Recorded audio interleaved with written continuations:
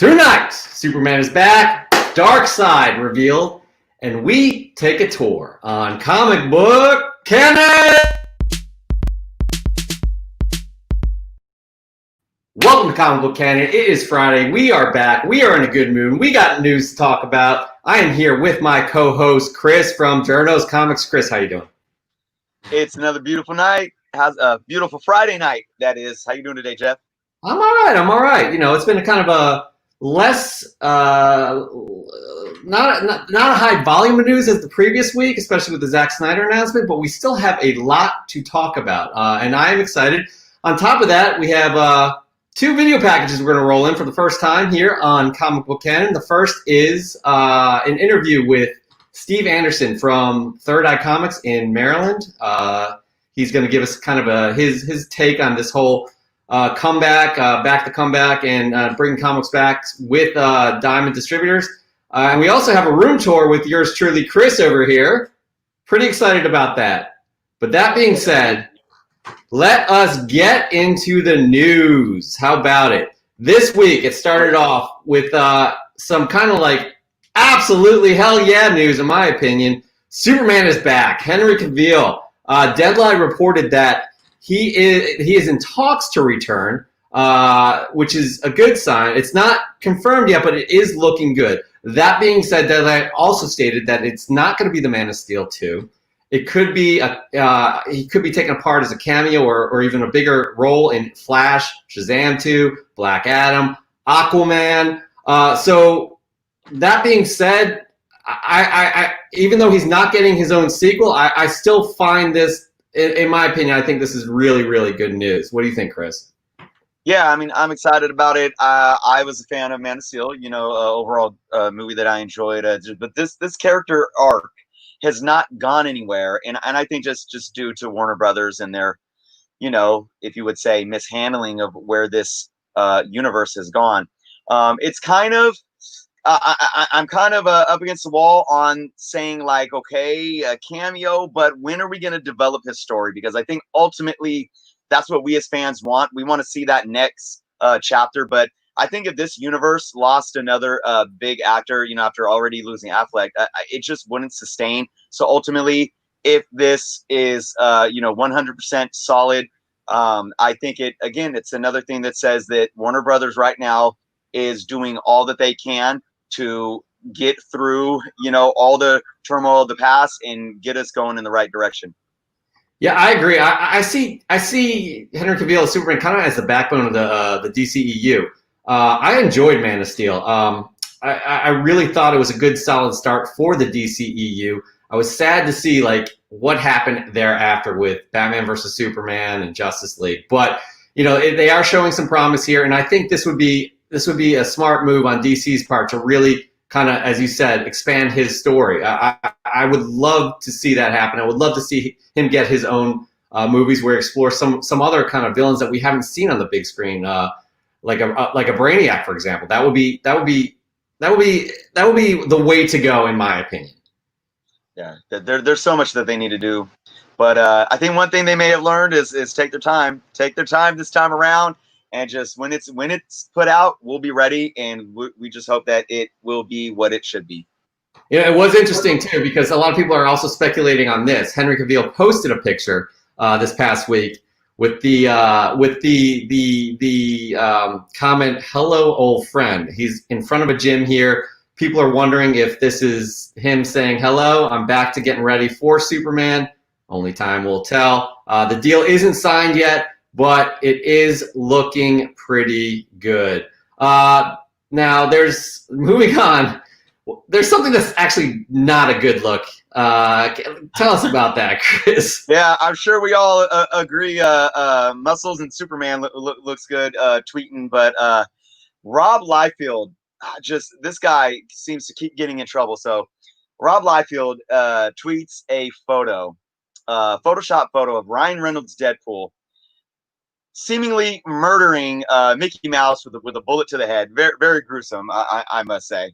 But the thing with this that just makes it even more peculiar is that Rob Liefeld shares this with no context. He just shares the picture, nothing else. But then hours later, he comes back and tweets that in context, he received this from a fan sharing it from a fan Facebook page. So it just really, it kind of doesn't sit well with me. Like, if you wanted to add context to it, why would you just share the photo in the first place? So I think there's something going on. Rob Liefeld, like him or not, I I'm a critic, but also I think he gets a bad rap. And I don't know the guy personally, okay? And I'm one that likes to stay out of the drama waters, right? But if we can say Rob Liefeld literally knows how to shoot himself in the foot, because he seems to always be getting in drama. And we don't know what's going on behind the scenes, but we know that he's been talking publicly about him saying that Disney isn't going to do anything with Deadpool, when it seems that the evidence is just continually backing up the complete opposite. So I don't know what's going on with him. There is word that Rob Liefeld himself just not might be involved in the next Deadpool project. So maybe he's just kind of a butthurt and taking the and this is what that is. And then, the having second thoughts, kind of having to retweet with context. I just don't know what the guy's doing anymore. I mean, I don't either. He's a polarizing character as it is, right? Even before all this stuff. I personally like his art. I know people say the feet, but I like the stuff that he produced, especially in the early '90s. That really drew me in. But God, what is he thinking? Especially if you're a guy that wants to be a part of the Hollywood scene. You're not. You are literally shooting yourself in the foot, and it's just like what. Like, that is not the proper way to go about it. You know better. You know how these things work, especially relationships within your industry, within the Hollywood industry. Just not a good look at all, Rob. You're better than that.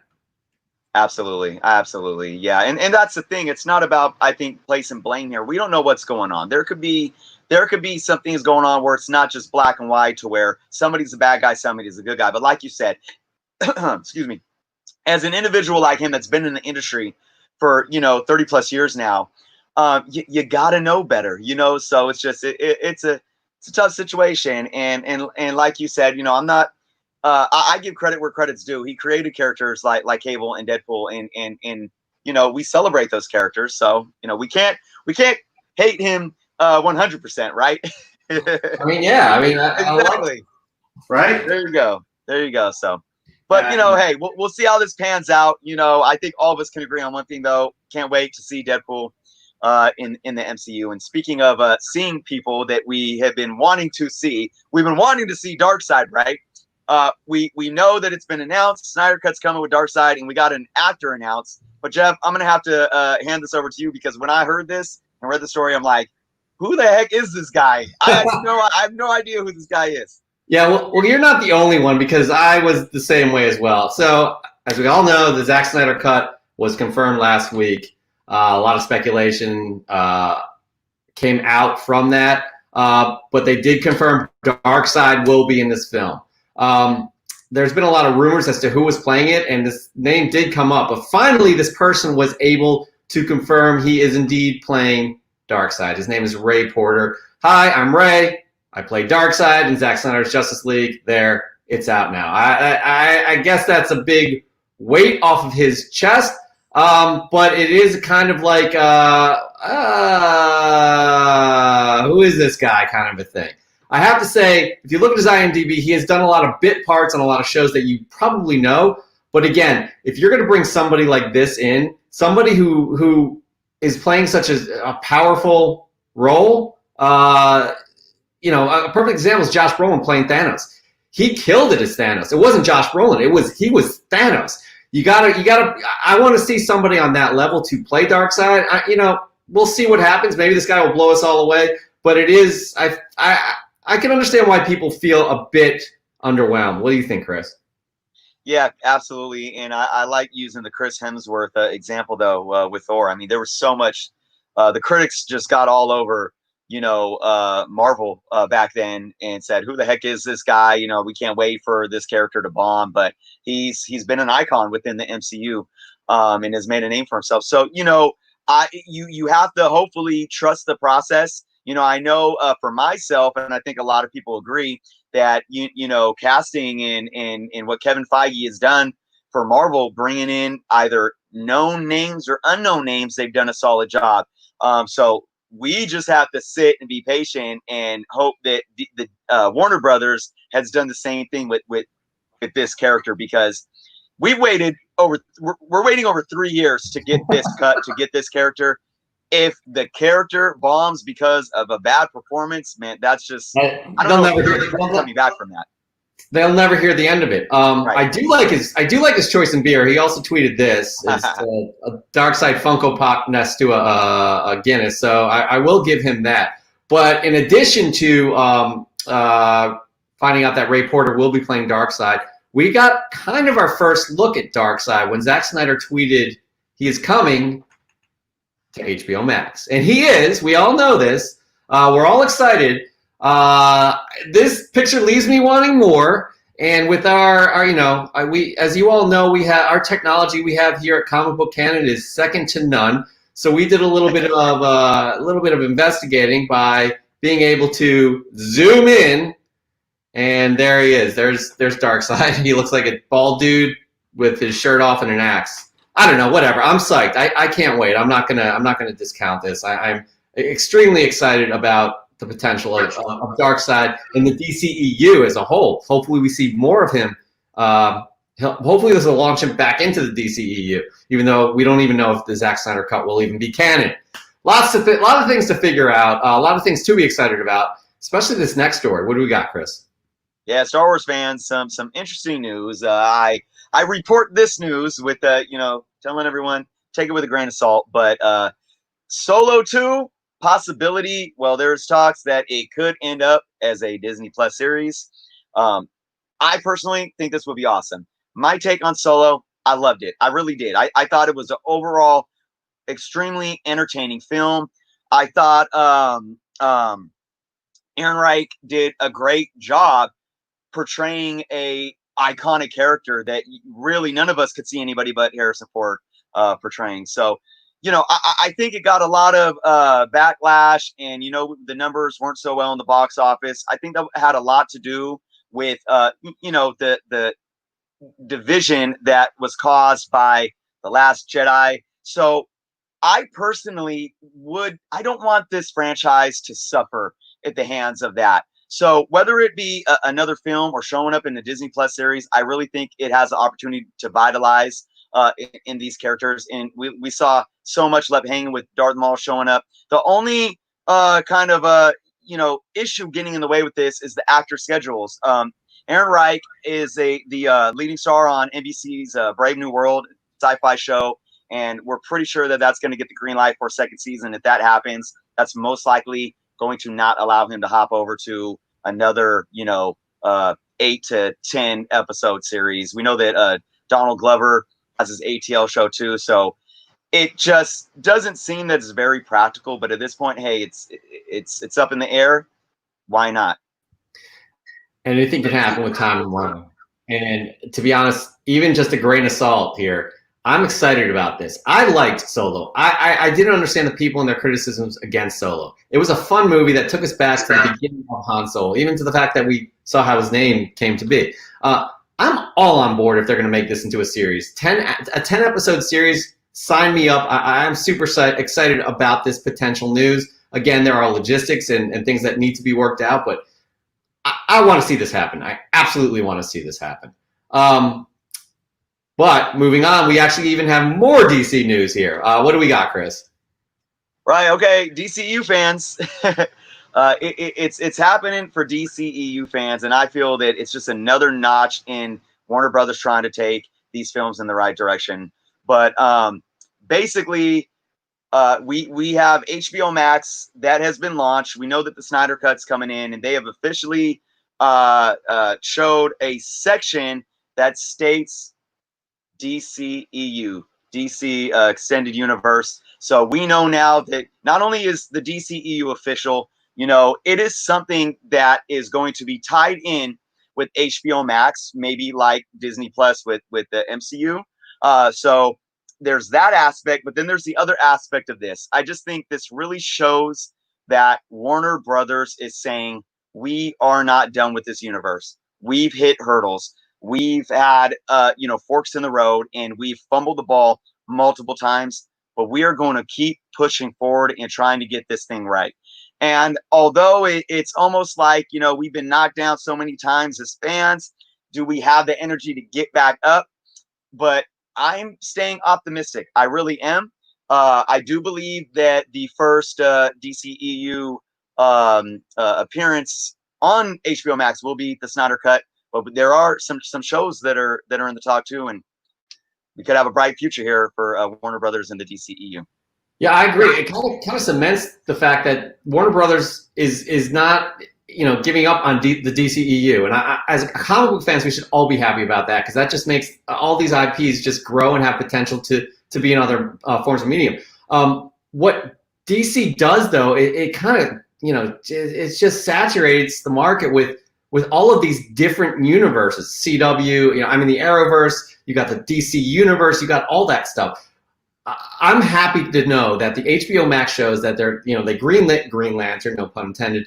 They got Justice League Dark. Those are going to be in the DCEU. I'm excited about that. I'm excited to see the DCEU kind of take and grow from where they have. Aquaman was a positive experience. Wonder Woman did well. I just hope and Shazam as well. I hope they're on the right track here, and they're really going to build a universe that we can all be excited about.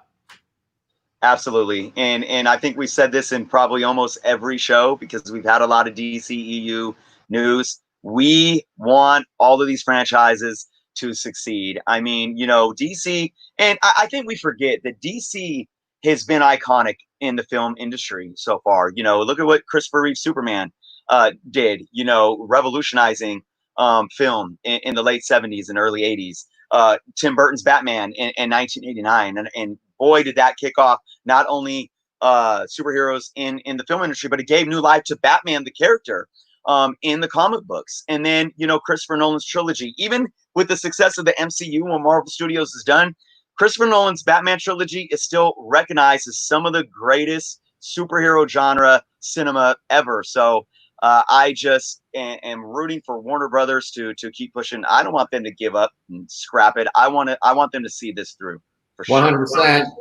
You got Gino the Dragon. Few companies have fumbled the bag as much as Warner Brothers has. They've seen how much money they've left out there. Yeah, they have not done well. I mean, I'm not a DC hater. I want them to do well, but they have not done well. Isaac Maynard, as a fan of DC, I would love to see an HBO Max DC Universe streaming center. That would be awesome. We agree. All right, thanks guys for sticking around for the news. We have a first here. Why don't you kick it off here for us, Chris? Yeah, definitely. We all have been through obviously crazy times these last couple of months, and it's been tough on our local comic book shops. So we know now that things are slowly getting back to normal. It may seem we have some states that are opening up. I know local comic book shops in my area are to some capacity able to operate a little more. And most importantly, we have Diamond back. So we've had two new comic book days so far since Diamond came back. So a lot going on. And with this, we had a opportunity to sit down with Third Eye Comics owner, Steve Anderson. Jeff sat down with Steve, did an awesome interview discussing what it's been like for him during this crisis. So let's go ahead and take a look at a few clips of that interview. All right, as many of you know, it's been about, as of this recording, 2 new comic book days since Diamond has lifted their hiatus. It's been a tough go for a lot of comic book shops. We are slowly ramping up, so that's good news. But we are fortunate enough to have Steve from Third Eye Comics joining us today. He's a comic book shop. He owns a few comic book shops in the DMV area, which is DC, Maryland, Virginia. We're very fortunate enough to have him today to discuss the challenges that they have faced and what they are doing to engage with their customers and get through this hard time. So, Steve, thank you so much for joining us. How are you doing? I'm doing great. I mean, like, all things considered, yeah. But I'm doing good. We got some really good news today, actually, about 2 hours ago, that our county is going to be expediting our opening to tomorrow. We thought we were going to have to wait till Monday, which I was cool with, but our state actually opened 2 weeks ago, so we've been just waiting for our county to kind of follow along with the state. And yeah, we're excited to be able to let people in, and I wouldn't say get back to normal, but you know, it's more in that direction. Yeah, it's I feel for you, man. You guys were hit super hard, especially with the Diamond distribution news. So like when that first hit, that news first hit, that Diamond's like, yo, we're on hiatus now until this whole pandemic thing kind of calms down, settles down. What was your immediate reaction to that? Thank God. that was it. I mean, so it's weird. So like from like the inside of things, Diamond shutting down. Now I did still get books from like Ingram and UCS and places like that during the shutdown. But Diamond shutting down was actually a good thing for a lot of comic book stores, us included. And the reason why is because that was one less bill that we all had to worry a lot less about every week. Because, you know, the way that it works is, you know, new comics are a big chunk of every store's sales. So that's a big chunk of your expenses, and that's a weekly expense. And if, you know, you might be on terms, you might be 2 weeks or 3 weeks or whatever, but over the course of 2 months with no revenue or limited revenue coming in, that was a lifesaver, not having to pay that bill.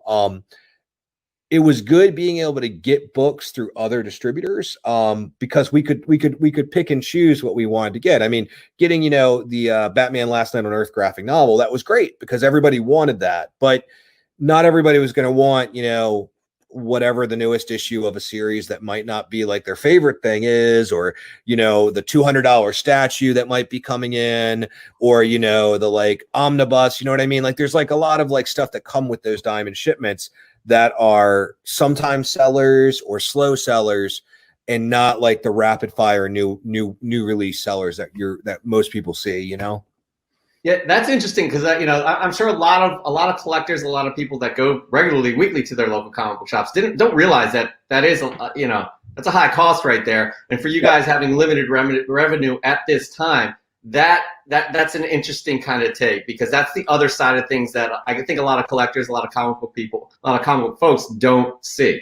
Right. I mean, it's a lot of comic shops. You know, a lot of shops, they rely on selling those new comics that week, you know, and then paying, you know, their expenses the following week and so on and so forth.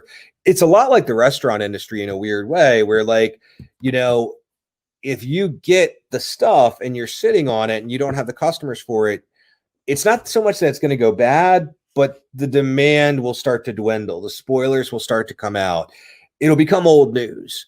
And while it sucked not having new comics as a whole, I do think that it saved a lot of shops from closing by not having that weekly Diamond shipment every week. Steve, thank you so much for what you do. You're doing absolutely the right thing. You're going above and beyond. And honestly, I'm a big fan. I'm a supporter, and I'm rooting for you. I will be in touch with you. All right, yeah. I'm really, really excited for how you're taking great care with your employees and customers. And that's the most important thing. So I wish you the best.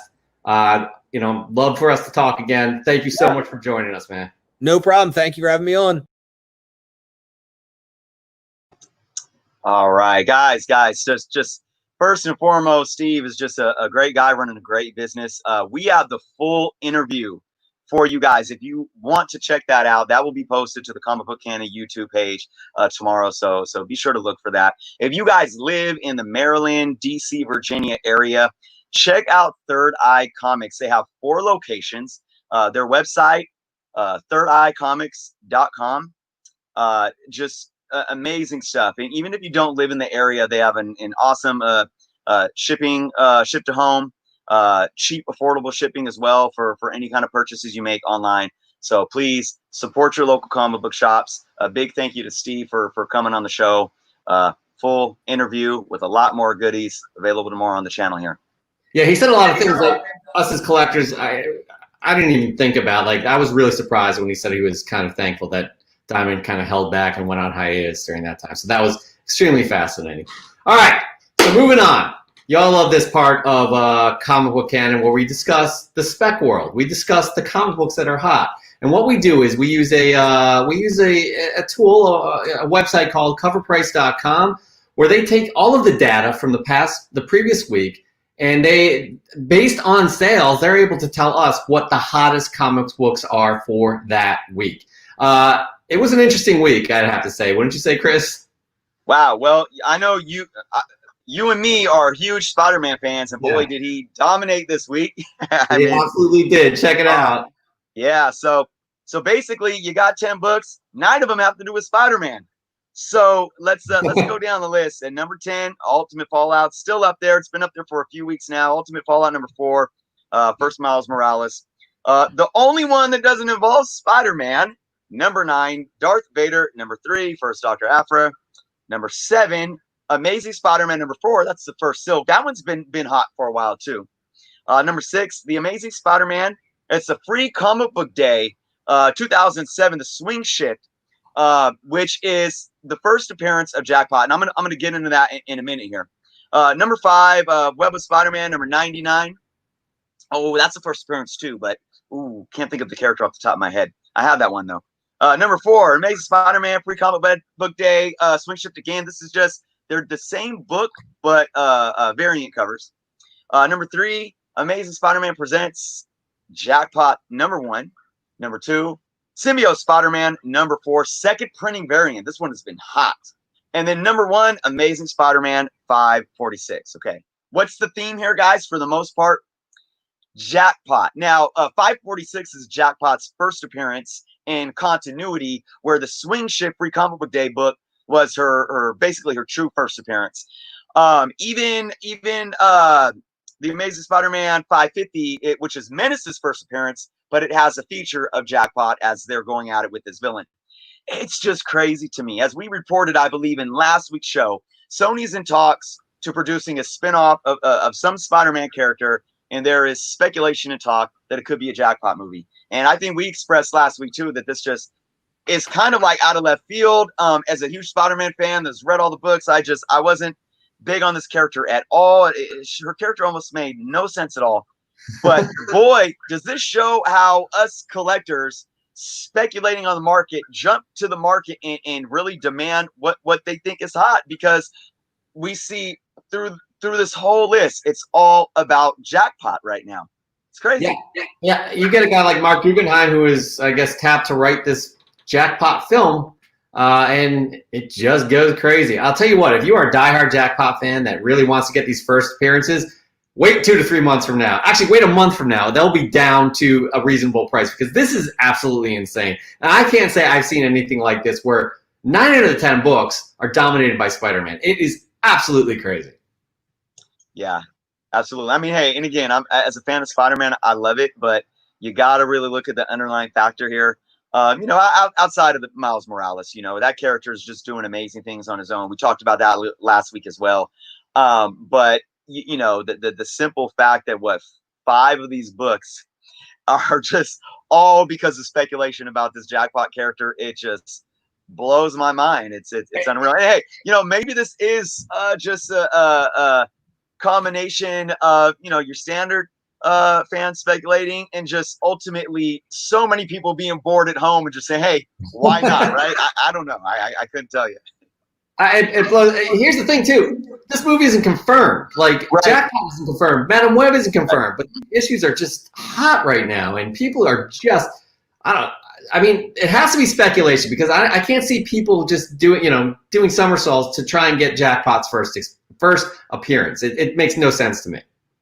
Absolutely. I agree. I think the one standout of any of the Jackpot books is the fact that her first appearance in the 546, that is the kickoff of Brand New Day. Brand New Day, this many years past now, it could be considered a fan favorite. So I can understand that, but for it to, it hasn't been seen at all, and it jumped to number 1. So yeah, I think the obvious correlation is simply Jackpot. Yeah. So boggles the mind. You know what else boggles the mind? We like checking out people's kind of comic book caves. And Chris, you are the proud owner of over 16,000 comic books. Is that correct?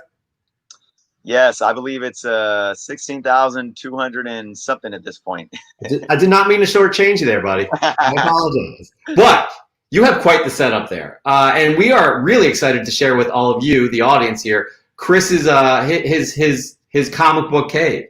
I've been excited. I've been asking him to do this for a few weeks, and finally he did one on his channel for 30 minutes, and we can't really fit that on here, but he condensed it down to 5 minutes. I'm pretty excited. I'm really excited to share this with you guys. I'm sure he is as well. It's pretty special to him, so let's check it out. This is where the magic happens. As you can see, that's the back end of the room. Coming around to this side is the front of the room. And in this corner over here, we have the pressing station with our pressing helper R2. Got some movie posters on the wall. Got the couch here, the gamer couch. This is where my kids get it in. On the Xbox, my son likes to go PC on him. Got the Star Wars dartboard. Got some figures up here. Yoda. Some trades. Comics. Obviously, comics are everywhere. This is the Star Wars wall. We got all the episodes and movie posters from the prequels to the original trilogy.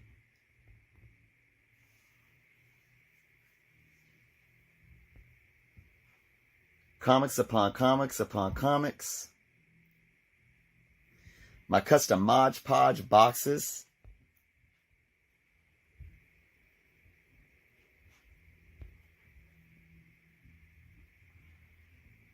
Lots of Star Wars action.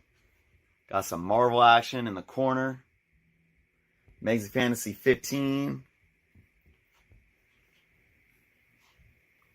16,000 plus comic books. Got some comics on the back wall over here. This is the Transformers wall, pretty much.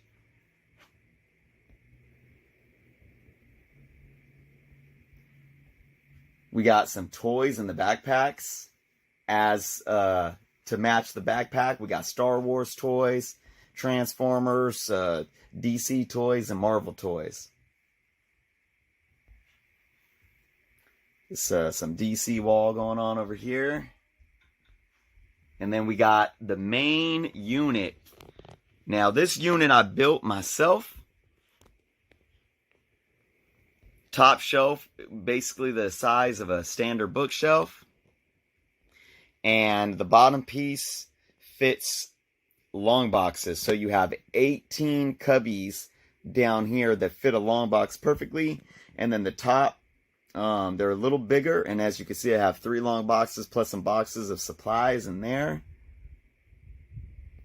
And then the bookshelf does have some books, but it's definitely, obviously, more of just a display, showcasing a lot of toys and a lot of stories being told here. We got Avengers assembling, some Pops and Star Wars action.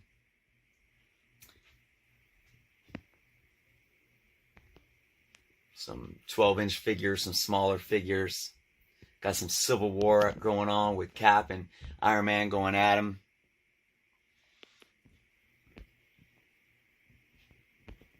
Star Wars.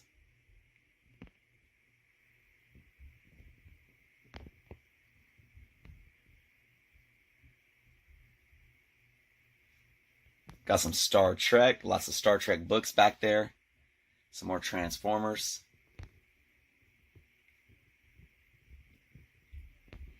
And then on the desk, that's where I get business done. As you can see, there's a few things going on right now. I was making labels today. Got some backside of the label tape. Basically, the books come through here. I get them here, put them in the app. Once they get put in the app, they get put over here to either get set aside into their boxes or to get bagged and boarded. If they need to be pressed, they come out of bags and boards, and I send them over to my pressing station. But if they're ready to get in some more bags and boards, right there. Big shout out. OMG Chris, rest in peace. And I always had that there as a reminder. As he always said, collect what you're passionate about and share it on YouTube. There it is, guys. 1,600 plus comics. If you guys want to see the full room tour, check out my channel, Journos Comics. Follow me on Instagram and Twitter at Journos Comics. Journos_comics.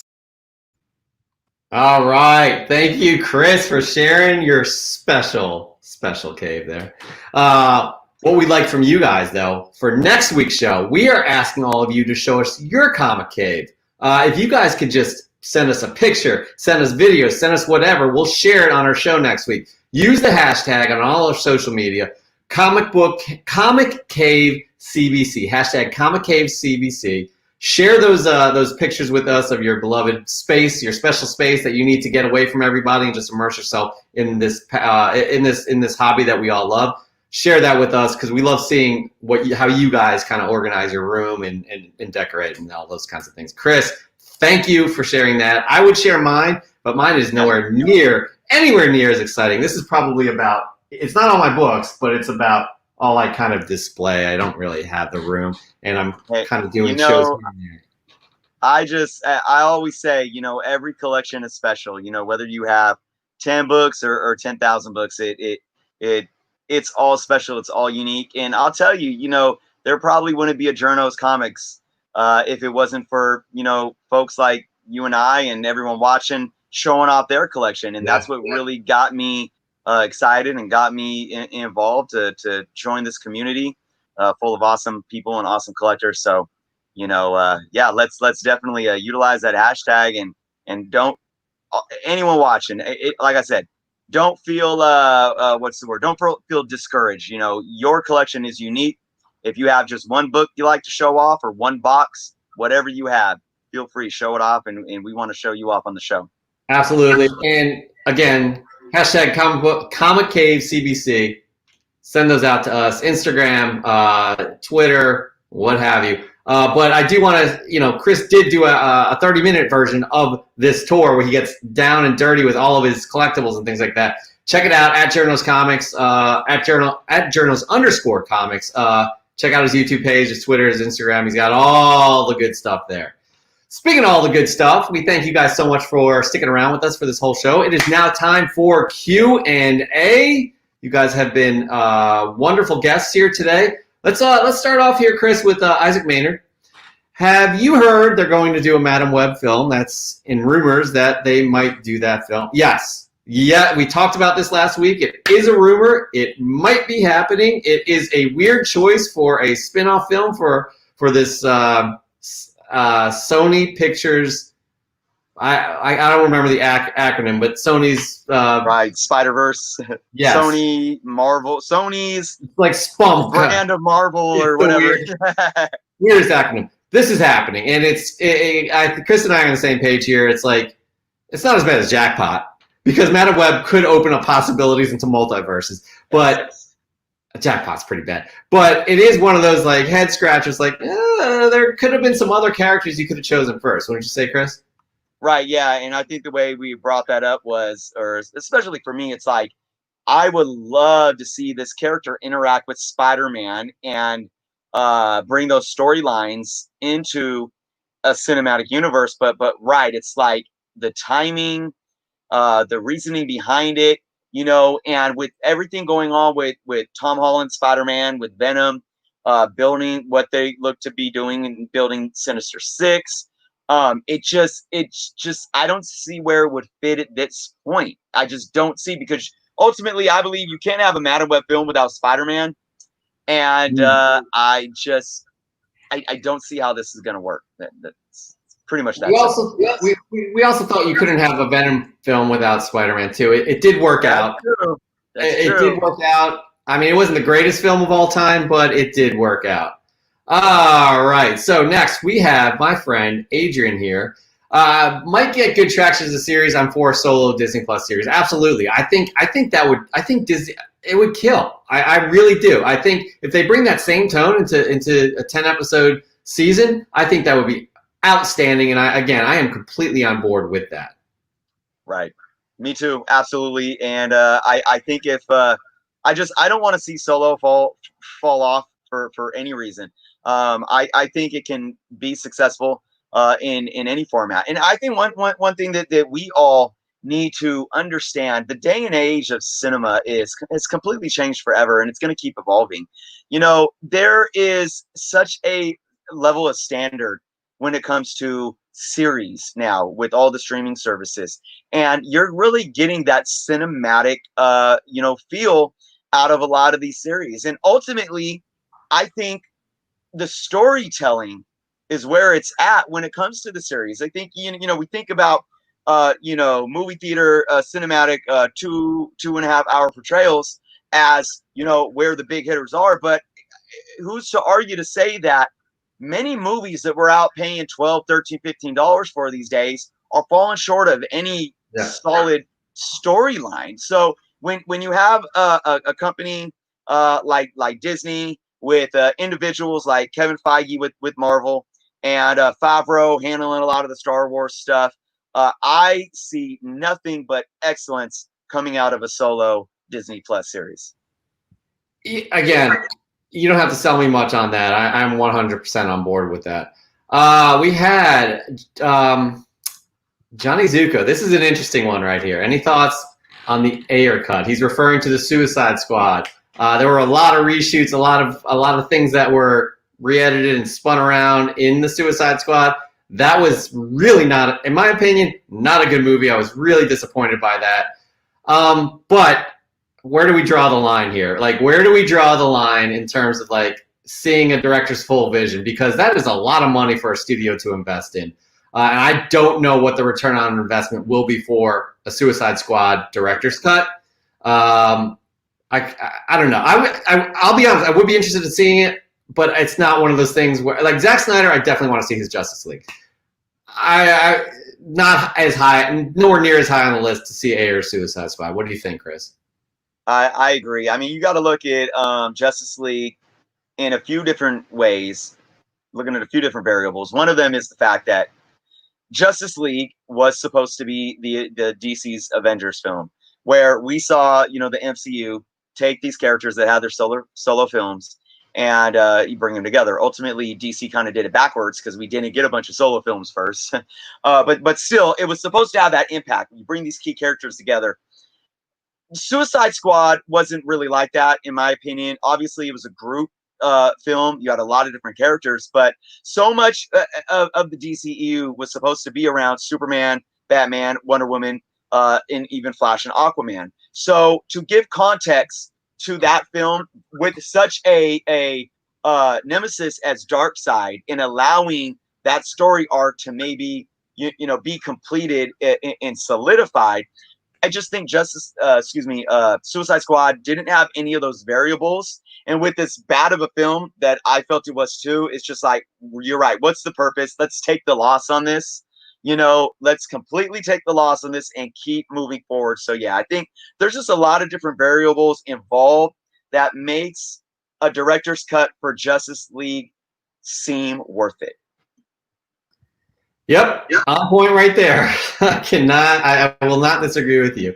I'd like to bring this comment up. Jeff Mitchell, my buddy Jeff Mitchell, notices my t-shirt. Philly, no one likes us. We don't care. I'm a huge Philadelphia sports fan, diehard, so I just want to throw that out there.